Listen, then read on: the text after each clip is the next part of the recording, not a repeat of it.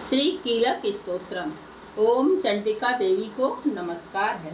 मार्कंडेय जी कहते हैं, विशुद्ध ज्ञान ही जिनका शरीर है, तीनों वेद ही जिनके तीन दिव्य नेत्र हैं, जो कल्याण प्राप्ति के हेतु हैं तथा अपने मस्तक पर अर्धचंद्र का मुकुट धारण करते हैं, उन भगवान शिव को नमस्कार है।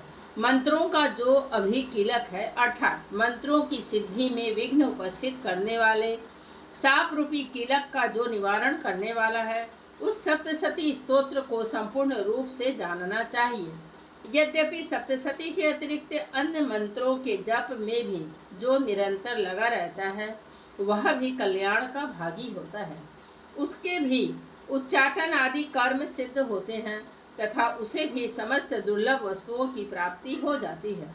तथापि जो अन्य मंत्रों का जप न करके केवल इस सप्तशती नामक स्तोत्र से ही देवी की स्तुति करते हैं, उन्हें स्तुति मात्र से ही सच्चिदानंद स्वरूपिणी देवी सिद्ध हो जाती है। उन्हें अपने कार्य की सिद्धि के लिए मंत्र, औषधि तथा अन्य किसी साधन के उपयोग की आवश्यकता नहीं रहती। बिना जप के ही उनके उच्चाटन आदि समस्त अभिचारिक कर्म सिद्ध हो जाते हैं। इतना ही नहीं, उनकी संपूर्ण अभीष्ट वस्तुएं भी सिद्ध होती हैं। लोगों के मन में यह शंका थी कि जब केवल सप्तशती की उपासना से अथवा सप्तशती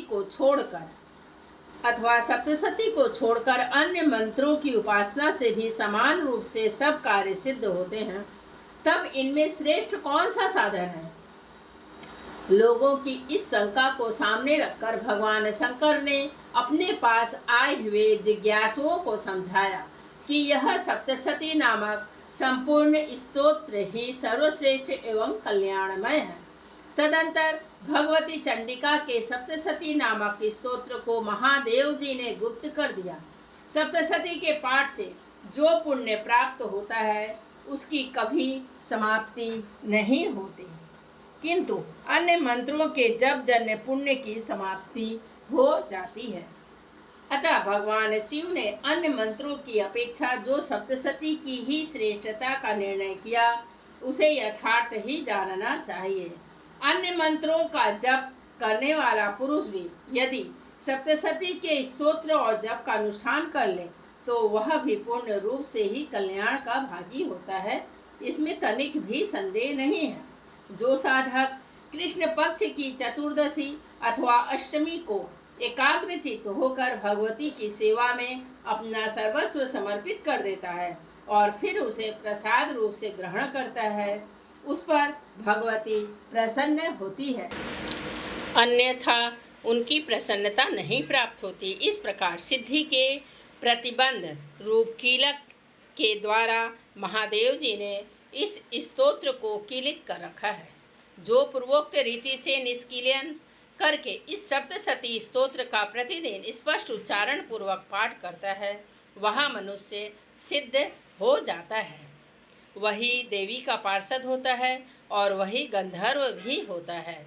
सर्वत्र विचरते रहने पर भी इस संसार में उसे कहीं भी भय नहीं होता।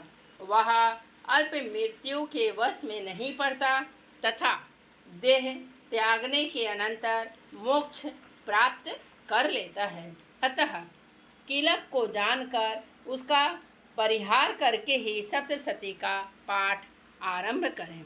जो ऐसा नहीं करता, उसे भी करना चाहिए, इसे आवश्यक जान करके। इसलिए कीलक और निष्कीलन का ज्ञान प्राप्त करने पर ही यह स्तोत्र निर्दोष होता है और विद्वान पुरुष तो इस निर्दोष स्तोत्र का पाठ आरंभ करते हैं। स्त्रियों में जो कुछ भी सौभाग्य दृष्टिगोचर होता है, वह सब देवी के प्रसाद का ही फल है। अतः इस कल्याणमय स्तोत्र का सदा जप करना चाहिए।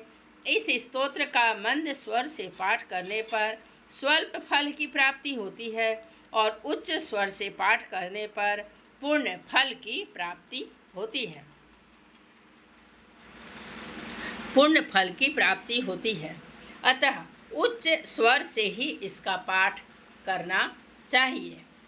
जिनके प्रसाद से ऐश्वर्य, सौभाग्य, आरोग्य, संपत्ति, शत्रुनाश तथा परम मोक्ष की भी सिद्धि होती है। उस कल्याणमय जगदम्बा की स्तुति मनुष्य करते हैं।